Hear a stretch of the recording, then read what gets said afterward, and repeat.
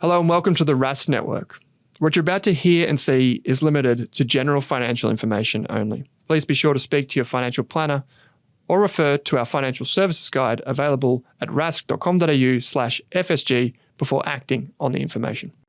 G'day, welcome to the Australian Property Podcast. I'm Pete Wargent from Alan Wargent Property Buyers. This week, a big story or big topic to cover. This is how to build an 8-figure property portfolio with Stephen Ash. So Steve, welcome. It's great to have you on. Yeah, thanks for having me on, Pete. Happy to go through some of my stories, trials and tribulations of property investing. Really want to drill into this today because what I want to cover is what you've done well, what didn't work out so well, but in particular, if you were starting out from scratch today, what would you do and can it still be done today? So I'm going to play devil's advocate a little bit as well. So looking forward to it. So obviously I can hear a fellow English accent there. So tell us a bit about your background, where you're from and what kind of schooling you did and then what you ended up doing for professional career. Yeah, sure. So I'm from the motherland. So I've been in Australia now for 17 or 18 years, I think it is now, and lived in 3 cities. So started in Sydney, but I didn't do the Bondi route as most POMs do. Sort of kind of went down to South Dakota, then a few years in Melbourne. I've been in Brisbane now for the last 6 years or so. So I grew up in a town called Reading, which is about 30 miles west of London, and did all my schooling there. It's good fun. So growing up with the family, I did go to a private school, but I didn't actually, perform very well at school. I just focused a lot on sort of sport back then, so playing cricket and football, and sort of like that's taken me sort of to university. I sort of didn't work as hard as I should have done. I actually ended up doing a sports science degree, which is quite interesting, which I laugh about now, especially where my career's gone. And I sort of took that and started to work actually in the leisure industry. And I kind of worked out pretty soon that there wasn't much sort of career sort of like progress here. So I retrained to sort of IT as a lot of people did, sort of around the 2000 mark, and I got lucky and I found myself working in finance a few years of that, working on a sort of IT service application support desk, and I sort of grew that career. And now I started working for HSBC in London. So and that's really where my career sort of progressed. And when I came across to Australia, I've been working at some of the biggest investment banks since, and I've been working now for some of the biggest superannuation funds. So it's been quite a fun career so far. But that's really my background in a couple of minutes. There's a few familiar strands there. I think a lot of new arrivals to Australia initially go to Sydney because that's where they know, that's where the main employment hubs are, the biggest employers. But internally, people tend to move to Southeast Queensland. You've kind of followed that route. And I see today you're a buyer's agent and property strategist, and I'll let people know where to go in the show notes and we can talk about that a bit at the end. And also, I guess, like a lot of people are not 100% sure what you want to do. You sort of go to where the money and the opportunities are. In Australia, mining, IT, finance, that kind of thing. So what was your career like and how did you get into property? Because I guess from what you say, you're not from a real estate type of background, but you've obviously moved in that direction. So tell us a bit about that journey.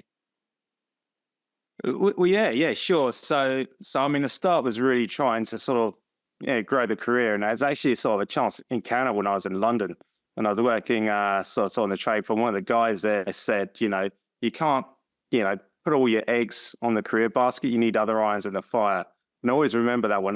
You always need other irons in the fire. So I always kept that at the back of my mind. And when I came out to Sydney, I mean, it was just more about trying to settle. So I was lucky enough to get sponsored by a big US bank called State Street, and so it was pretty good getting involved in there, and that sort of exposed me sort of like to the investment world and kind of how sort of like the FX and the equity traders were sort of building portfolios. But so I kind of had an idea. I've come to Australia, but I really want to get on the property ladder. So I was pretty gung ho when I first got here. I was on the 457 visa.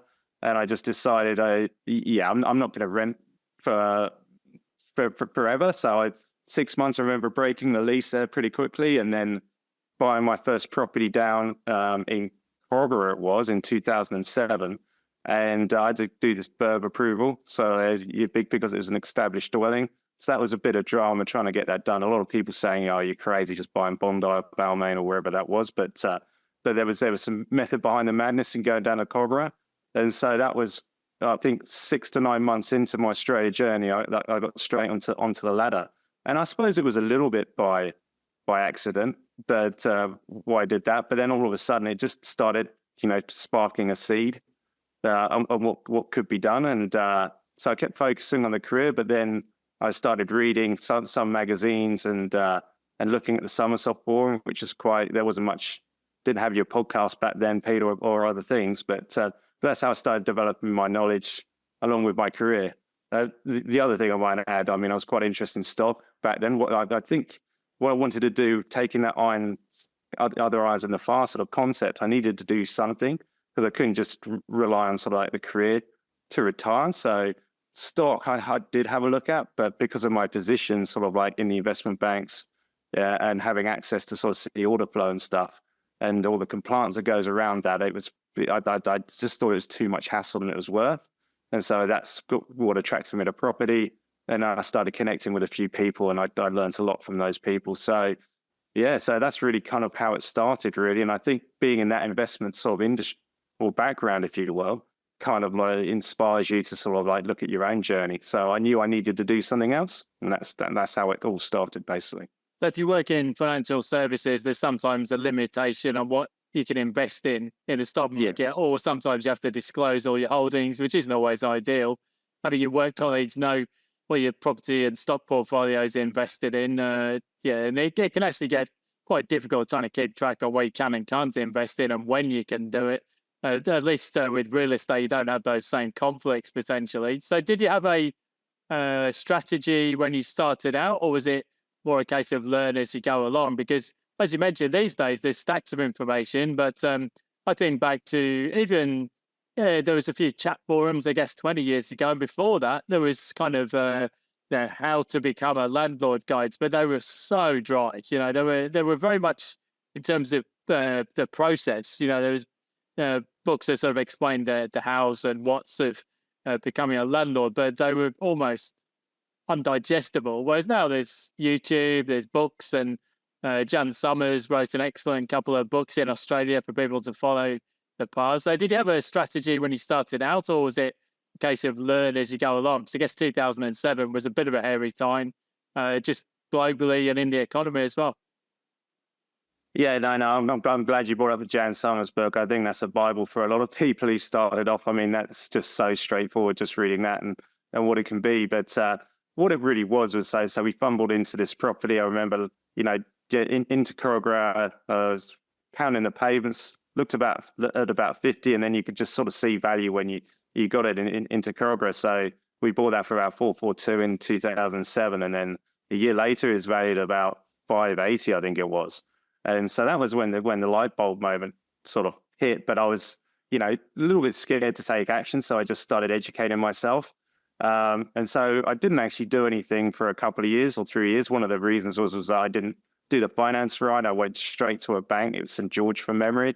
And then the bank manager put me into a fixed term, so I couldn't break the loan. So I kind of had to sort of see that 3 year sort of fixed period out. And so during that time, I sort of educated myself. And after 3 years, my wife and I decided to buy a principal place of residence in Balcombe Hills. And then we saw that Corgera was worth 600,000. And we thought, oh yeah, we kind of like made loads of money, which we had back then, about 150 grand. So we were quite excited about that. So we're going to sell that and sort of buy the property in Balcombe Hills and pay the debt down. But my broker, the guy like back then, who's had a very sizable investment portfolio, said, well, don't do that. Just rent out a Corgera property, keep the Balcombe Hills property, and then you're good to go. And so that's really the genesis of the property portfolio. So we did that. He structured the loans correctly. We sort of pulled up the LVR and Corgera up to 80%, rented that out, and then we had a property portfolio with one property. And so that was kind of like, I don't know, the sliding doors moment really sort of in my life, because that really sort of opened up the prospect of of this is how easy it is to start building the portfolio and getting the structure right. And then really we sort of like accelerated from there. But that was the big first moment when it all hit off. Pretty common story, isn't it? I think a lot of people buy their first unit or flat on their own, and then they partner up with somebody else who's maybe done the same thing, and then they look to buy jointly. And I'd say this was exactly my journey. You know, we had a place each, and then we decided to move in together, and we bought the place jointly. And then without really planning to have done so, you've ended up with a few properties, and then you think, oh, I see this is kind of working okay. I think, as you said, I can remember, because I played a lot of adult sports as a very young man, like a lot of my friends were 10, 15 years older, and I'd see some of them selling their homes, maybe a relationship breakdown, and getting a massive windfall of cash. And it's a bit of an eye-opener when you think how hard it is to save money, but then you see the equity being created through simple ownership of property, and it can sort of move you in that direction. So, and then from that point, was it then that you looked to start building out a portfolio as an investor, or to actually actively choose to become a landlord? Yeah, that's exactly it. And we did take that forward. And I remember going out sort of like, it's about 2011 or so, out to Blacktown and places where you could have picked up properties on 600-700 square meters for $300,000. It sounds crazy back then, but or now I should say. But so we're trying to work out what to do, and there was a bit of sort of double overthinking it or whatever. And so we actually used a buyer's agent and to propel us forward. We didn't actually have a plan at this point, and so we did buy a property out in West Sydney in a place called North St Mary's, and that was really just kind of that jumping on getting on the journey, the property journey, to start building the portfolio. And that's kind of when we did that, and then we were kind of working with a buyer's agent back then. I was very busy in my job. And we started, and he was trying to push us into different directions. And this is kind of like maybe the second big moment, really, that I had to sit down with my accountant then, who's a K-Shab Partners. The guy's name's Manzoor Khan. He's been a very successful investor. And he sat me down and he basically said, well, what are you trying to do? And I just thought, well, I'm just trying to get as many cash flow properties as I can and just and see where we go. And this is kind of where we sat down. We actually thought about a plan and what we could do. And really that kind of like started with the end in sight. So, okay, so what do you want to do? Well, I want to get $100,000 passive income. Well, okay, so to get $100,000 passive income, you need $2 million worth of property at a yield of 5%. And then you need a paid off principal place of residence. So you probably need about 2.6 million, 600 to cover the loan on Balcombe Hills, and then 2 million uncovered property. And so that was the start of the strategy. And then we had the one investment property, and that was kind of what we were then going to try and emulate sort of as time went on. So that was the importance of having a plan and a property strategy, started back then. So that was my plan and how I was going to do it. It makes sense. I think even as somebody who's been really enthusiastic about real estate over the years, I still have used buyer's agents, and sometimes that can help to cut through the noise just to give you the options. Yeah, what are my choices here in this price point? And that can help. I sometimes bore myself and sometimes use buyer's agents. There's pros and cons. What were the things that worked really well? And on the flip side, is there anything that didn't work quite so well or not as planned? Yeah, no, it can go into that, and this is kind of where sort of the journey for myself goes a little bit off track a little bit. And I think you mentioned Jan Summers' book a few minutes ago, and that's really kind of like property investing is simple, but it's not easy, and because you get caught up in other things. So where we went off track a little bit, so the buyer's agent we're working with there, I think West Sydney was a good place, and we wanted to keep buying in West Sydney, but kind of like he was talking about, regional, buying regional Australia and sort of places like Townsville and Cairns. And so we're a little bit, not too sure, but we thought, well, we'll give it a go. And so I think that was probably the first mistake. And when I look at the business model back then, you shouldn't have done that. And so the second, so that's one thing, sort of buying regional without really knowing what you're doing, just trying to chase the yield. rather than staying in the major CBDs. That was really the first big mistake that we made, but that was an easy one to correct. We didn't sort of put too much capital up there, so no big mistake. The second one was, I was talking about the same broker who kind of who encouraged us to sort of helped us like rent out that first property, kind of like just talked about doing small subdivisions, etc. So you buy a bit of land, build a couple out the back, subdivide, then not be, sell a couple off and then pay down the debt on the other one. Sounds so simple on paper. And so we thought, okay, that sounds, very sensible to us. And at that particular time, Sydney was growing quite a bit, and we thought there was quite a bit of opportunity down in Melbourne. So we went and bought a place down in Melbourne, in a place called Pascoe Vale South, which is about 6-7 k's, I think, north of Melbourne CBD. And the idea there was to subdivide and then build at the back. Probably didn't do enough due diligence then, and we thought that we could rent the main property out when we were doing the plans. But as it turned out, it was a bit of a wreck, and we couldn't do anything. So we had the holding costs. So while it was a good area, just trying to chase that sexy sort of strategy of development or small subdivision was another sort of like strategy that didn't go so well for us. So we held that for a couple of years, did the plans, ready to go, could have got the finance, and then work just exploded for me. I was working for one of the real top investment banks then, and I just thought I had a baby on the way. I just thought the easiest thing to do is just sell this with the plans, and we lost a little bit of money, but that was kind of really the first two big mistakes I think I made in property. It's a really interesting point. I'd like to drill down on a little bit. I was going to say double click, but I don't usually say things like that. Industry jargon.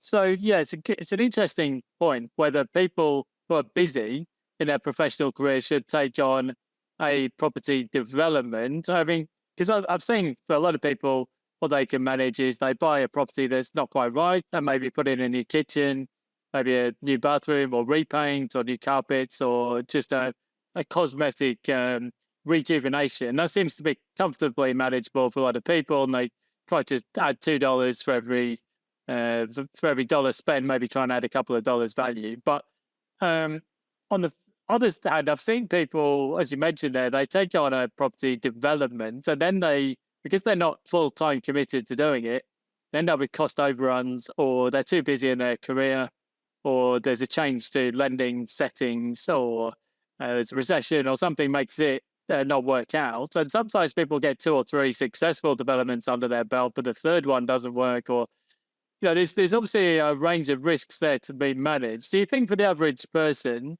because what I'm trying to get to the heart of here is if somebody's just starting out their journey today, should that be something they look at doing to accelerate the journey, or would they be better off buying something that's maybe got future potential to subdivide or renovate, but not actually do it themselves? What do you think?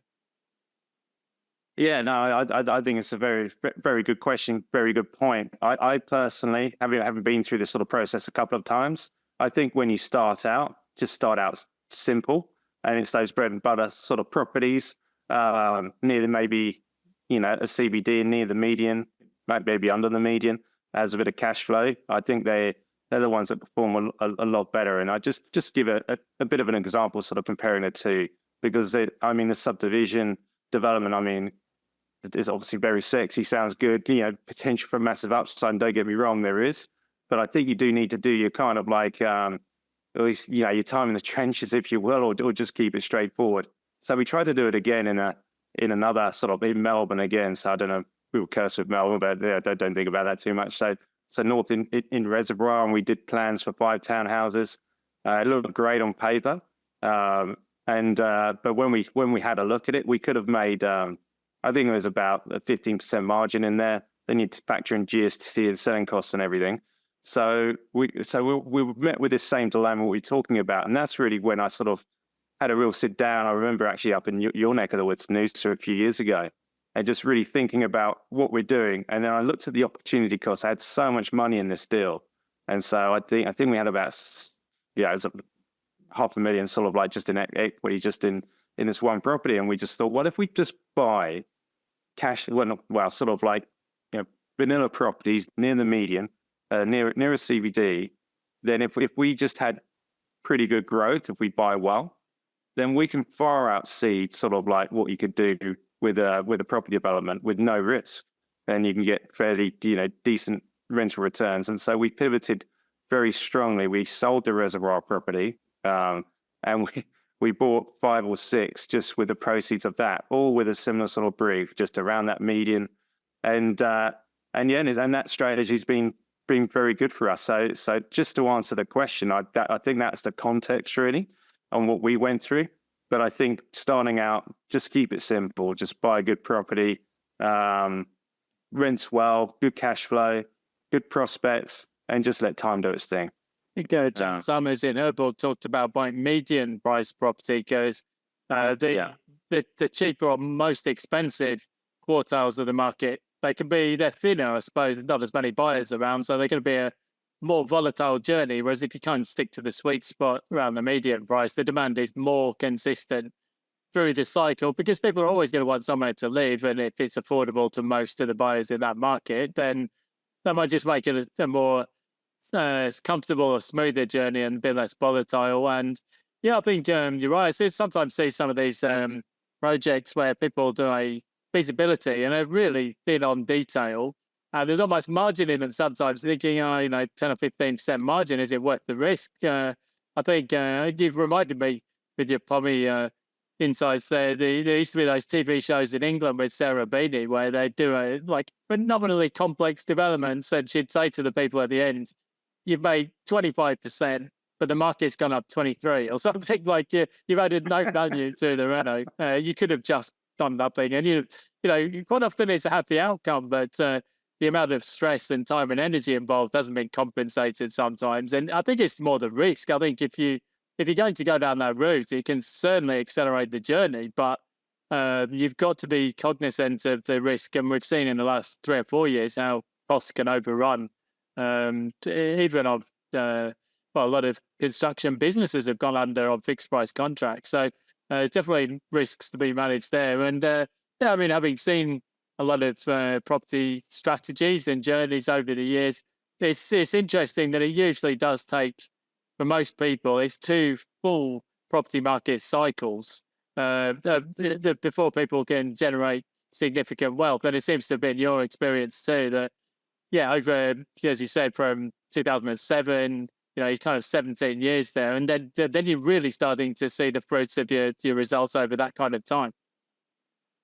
Yeah, no, it is. And it's not a get rich quick sort of journey. And that's why I was saying it's simple, but not easy. You just got to keep coming, stepping up and just doing the little things each day. And that takes care of the big things. And it's hard, because there's a lot out there buying on the market value, all of this sort of stuff. And don't get me wrong, that can be done. But I think people just want to expect sort of like to buy a $500,000 property and then it's 800,000 like in 6 months. But over those long cycles, I mean, if we just take sort of like, the West Sydney property that we bought, 2011, bought that for 240,000, and the value is now 800,000. Sort of just 12, 13 years later. So I mean, that's just quite incredible sort of growth. It's just why buying's extremely important. It's generally the waiting, and that's where I've come across it before. And that's certainly some of the mistakes I see with other people with property as well. Impatience, yeah. No, I think you did compounding. I was reading the other day how Warren Buffett's made 98% of his wealth after the age of 65 because he's lived into his 90s, but because he's just kept on going. Again, it's the compound growth delivers a lot of power, but it takes time, I suppose. And the longer you can keep it going, the better the snowball becomes. If you were starting out from scratch today, because again, a lot of people say, it's okay for you because you started in the 1990s when things were cheaper and da-da-da. But if you were going to try and build an 8-figure portfolio today, firstly, do you think it can still be done? And secondly, if you were starting from scratch, but knowing what you know now, what would you do if you were starting today? Yeah, well, I think I believe it certainly can be done. But what I wanted to do is just provide a little bit of context just quickly before I answer that sort of question. So when I started out, I remember clearly my second year in Australia, I was in State Street. I'd sort of just bought the property in Cogra. I was talking to one of the girls I worked with there, and I mentioned I bought this property, and she goes, "What are you doing? Why did you do that?" And I said, "Well, I thought it was pretty good value. I wanted to get on the ladder." Oh, I said, "Where do you live?" I live in Manly, but I'm waiting for the property crash. And when the property crash happens, I'm going to go and mop up all of these sort of cheap properties. And I think back then, I think Manly would have been about 700,000-800,000 per apartment or whatever. But anyway, the reason why I'm mentioning that is because that's all I used to hear back then. Is like, well, is this property's grown so much in Sydney in the early 2000s, it can't be replicated. You can't go and sort of, and look what happened sort of around that 2011 mark. I think it just, prices in Sydney just went gangbusters. And so she didn't buy Manly, which I don't think she did. She'd just be renting. So I think starting now, it's just kind of like, hey, where do you start now? Obviously, property prices have appreciated. I'd certainly think that it can be done. The first thing I'd be doing, and this is what I was quite lucky, I did it fairly early, is build a good team. And the reason why, I just think it's one of the most important things you can do. So having, the key persons is your mortgage broker, really. Someone who can look at the finance, look at your setup, and then maybe working with a property strategist and a broker to kind of look at where you're at, and then putting that sort of property strategy to align with what you're doing. And that could be either a cash flow strategy or a capital growth strategy if you want to be a little bit more sort of passive as an investor. But it's really important just to get those sort of plans and get the right people sort of like talking to you. Again, with that, you look at maybe a conveyancer, solicitor, accountant, and if you're time poor like I was back then, get a buyer's agent. And then the reason why having a good buyer's agent in your sort of case is that they'll sort of like, they know they're good suburbs of relationships, and they can generally buy quite well. So if I was starting again, first things I would do is set up that really strong team. And then the second thing is really kind of have a look at, once you've got an idea in your strategy, whether you're going to go a cash flow route or a capital growth route, then start trying to align those assets to that particular strategy. And so when you look around Australia at the moment, it's kind of not everything as you talk about a lot in your 2 Cents podcast, Pete, not everything goes up at once. There's various sort of times in the property clock, if you will, where a city is at. And so Brisbane at the moment's doing well. Perth is going gangbusters. I mean, it's just crazy. But I'd kind of have a look at what sort of market I could put that in. And it's just a case of getting in the market, taking action, and then just waiting and just extracting the equity out. At the moment, what we're seeing in Brisbane is, as you know, Pete, we talk about it quite a bit. Apartments are doing well. It's not talked about. There's a certain type of apartment that's actually quite good value. So it's trying to find those sort of like asset class within the property space that will do well. Getting on there, taking action, getting that property, seeing how it goes in a couple of years, extracting the equity out, and then going again. But again, it's just doing the little things each day, the simple things, and just but starting off. So can it be done? Of course it can. It's not easy, but every sort of journey starts with the first step. I can't remember what the quote is there, Pete, but yeah. Yeah, that's right. I suppose it's probably one of those. Well, it's almost fortune cookie, isn't it? It's the longest journey starts with the first step or something along those lines. But it's true. You just got to. I think in my experience, you'll find roadblocks along the way, and some things in life just don't work out as you plan. That's just the way it goes for every single person. I think even Charlie Munger said it. It's one of the cast iron rules is at some point in your life, you'll face some hardships. That's the way it goes. Now, yeah, I mentioned before, these days you're a property strategist and a buyer's agent. I'll save you doing the plug. You can check out propertystrat.com.au and you can contact Stephen there. But Steve, you've given us, to wrap up, you've given us some idea of timeline there. So, you're talking about the best part of a couple of decades to build an 8-figure portfolio. But a couple of questions to wrap up. Firstly, roughly, how many sort of assets are you talking there to build that kind of portfolio? How many properties or investments? And then do you have any sort of mindset hacks for us? You mentioned a few sliding doors moments, but are there any sort of shifts in mindset or wealth mindset that people would need to make to sort of kickstart this kind of a journey? Yeah, sure. No. There's two very good questions. I'll start with the first one. So I'm maybe having a moment of panic. I think it's 13 properties that we've got. So, but the interesting thing with those properties, I was quite risk averse when I started out. Like what I said, I did the developments, but we kind of did a lot of our sort of estimations on one income. And so we also adopted a capital growth strategy with the property because I just wanted to get the principal place of residence sort of paid off. And being a nomad from the UK, I was able to sort of swap the cities as I talked about.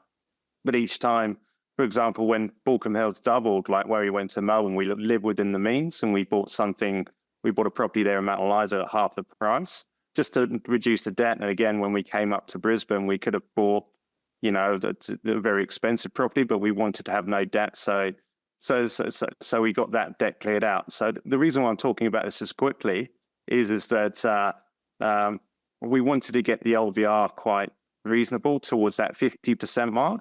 And when we were able to do that, that's when the exponential growth with the property happened. We sold the reservoir property, but we kept buying the medium style cash flow type properties. And that's really like the property portfolio grew from, I think it was from 4 to like the 13 in probably 3 years, just by good buying around that median. And sort of like, and that was our time. So our LVR when we started, I think was 25%. And then we just ticked that up to about 60% by getting this big asset base. So it's really like what you were saying a little bit with Warren Buffett a second ago. Kind of all of his wealth was being made, or all of his wealth has been made in the last few years. That's kind of really the story of that property portfolio. And that's why it's important to stay the course and be patient. So it's a second question about sort of like kind of mindset hacks. I think, we put in the mention about the Jan Summers book, and it's really as simple as that. I don't think there's many more property books that you need to read. There's a few out there. Some of yours, Pete, of course. They're always good to look at. But a lot of what I sort of like work on now is kind of like those mindset sort of changes. And I think you got me onto a couple of books here, Pete. But so the Psychology of Money is a very good one by Morgan Housel.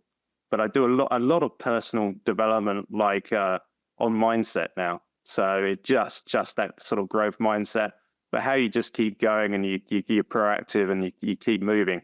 And there's a couple of really good books, I think.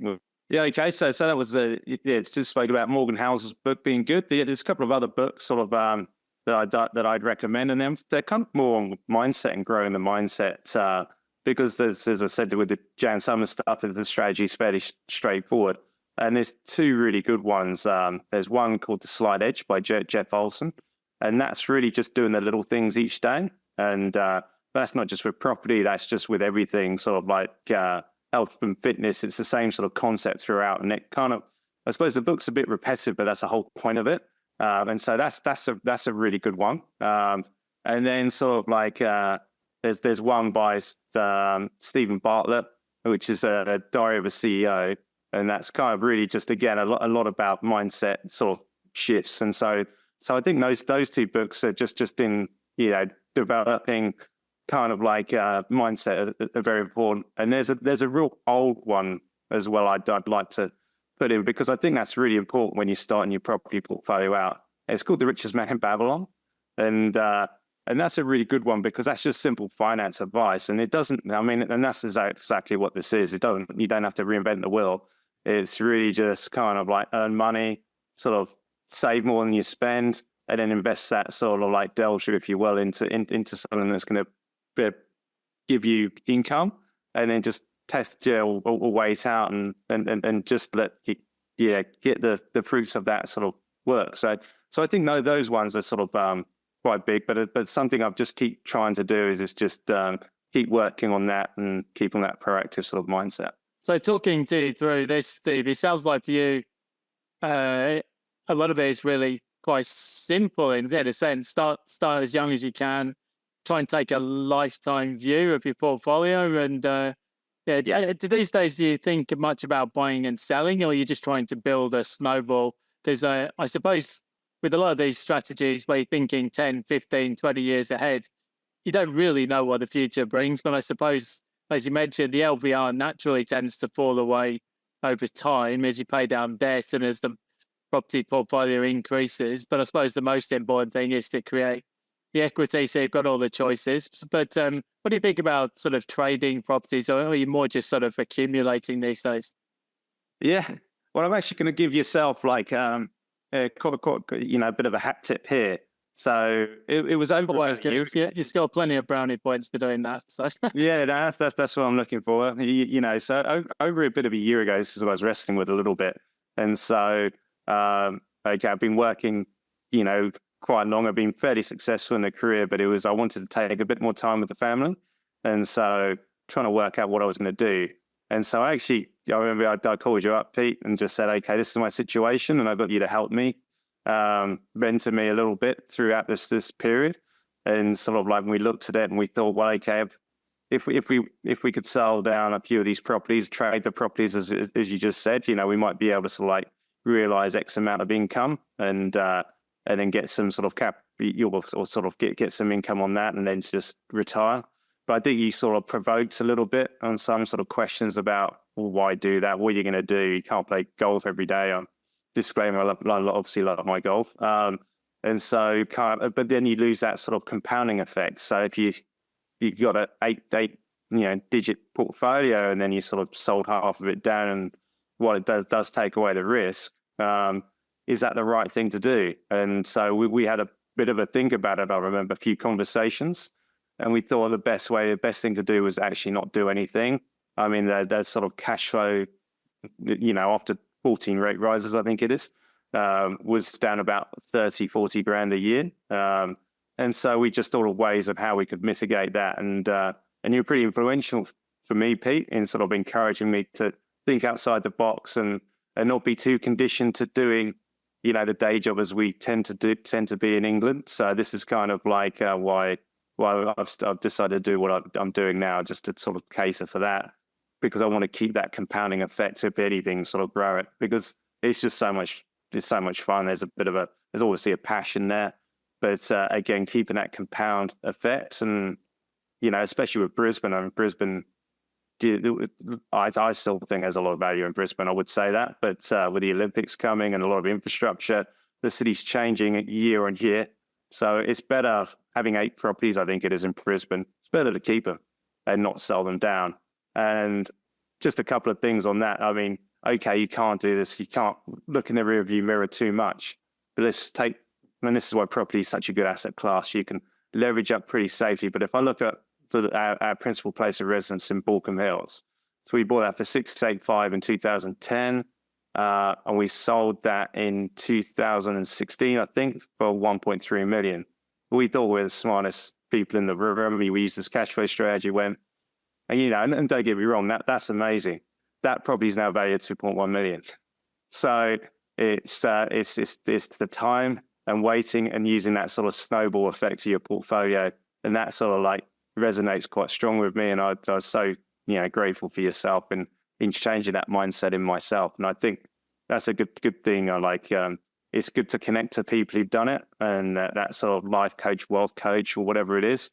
I'm not shamelessly plugging you here, Pete. I think it's just important to keep growing. I mean, golfers need professionals to help them with their swing. I mean, it's the same thing with this in growing your portfolio and growing your wealth. And well, I definitely need some help with my golf swing, the way I'm hitting the fairways or not hitting the fairways at the moment. I did see on your bio you played 55 of the world's top 100 golf courses. I don't know anyone who's got that far into the journey. Obviously, there's some tough ones still to go, like Augusta. But yeah, I think, as you said, there's two sides to this debate. Some people say just live your life in your 20s and early 30s, I guess, and just see, find your passion, and then you can worry about real estate later on.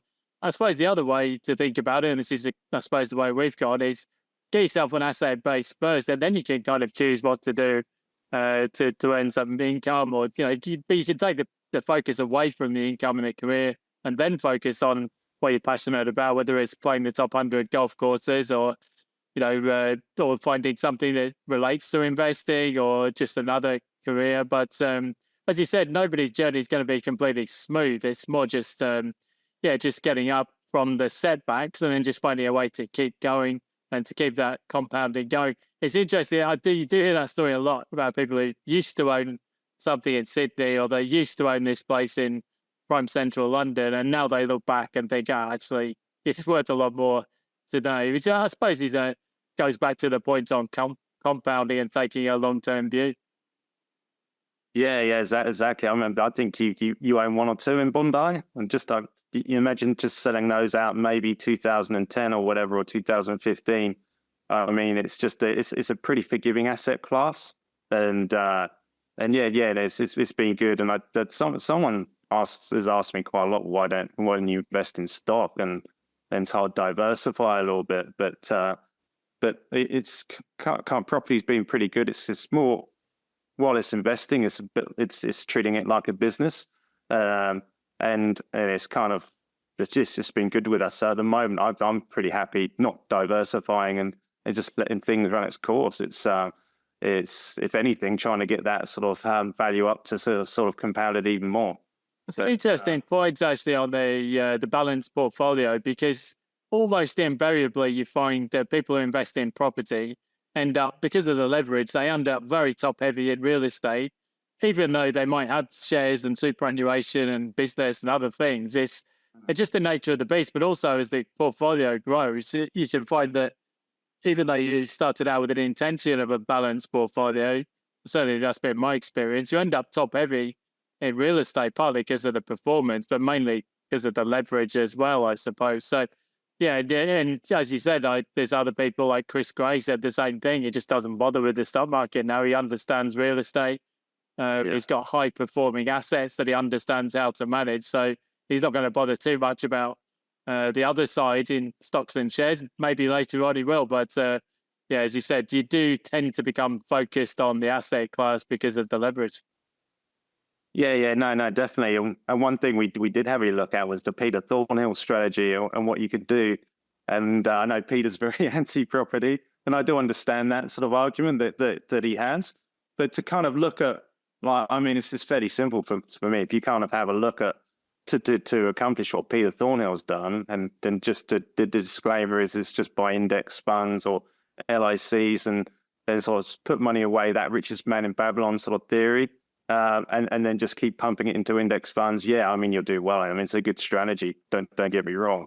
But you're probably going to be doing that for 30 odd years and you still won't probably achieve the same sort of returns as you can do by income. Yeah, it's an income focused as well investment. Yeah. You'll get more passive income sooner that way. And in fact, particularly in Australia with the high dividend yields that we have, and also the dividend dividend imputation, the franking credits, and the way the tax system is set up. But I often find that some people just have a preference for one or the other, and it's not necessarily even grounded in the numbers. It's just what feels more comfortable for them. And there's not to say that one way is right or the other way is better or whatever, but it's just find something that works for you and just keep going with it, I suppose.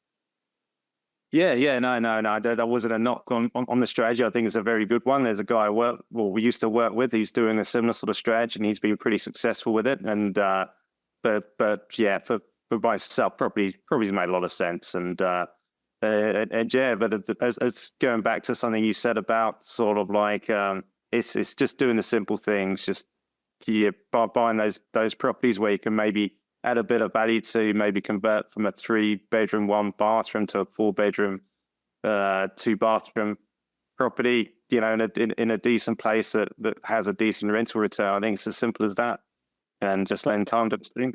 So I mentioned you can track down Stephen at propertystrats.com.au if you want to contact him and ask a bit more about his journey or how you can go about doing the same thing. So Steve, thanks so much for your insights there. It's always fascinating to hear how people have progressed on the way. And what comes next for you on the top 100 golf courses? Have you got any on the hit list? Well, I've got 45 to do. So yeah, I mean, I'd like to, I've got to get this approved by my wife, but I'd like to go out and play National Golf Links in Shinnecock in New York later this year in Fisher's Island. I've got a long-standing sort of like invitation Cypress Point at some point, but I wanted to leave that towards the end because that's the ultimate for me. But But I think property I wouldn't be able to do this sort of like passion of mine if it wasn't for some of the property investing. So that's coming up. Also, maybe a trip to the UK to see my parents, maybe trying to get a Royal Canny down in Ireland. So it's some pretty good places to have a go there. Yeah, I'll probably need to save up for a few golf balls before I played Cypress Point, hitting that par 3 across the water there. I could see myself losing a few. So, I've lose enough here at Noosa Springs, to be honest. So, well, thanks so much, Stephen. It's great to chat and get all of your insights. And, look forward to speaking again soon. Thanks a lot for having me on, Pete. And, have a good day. Pleasure. Cheers. Thanks for watching this video on the Rask Network. While you're here, don't forget to like and subscribe so you can get videos each and every day on business, finance, investing, and so much more.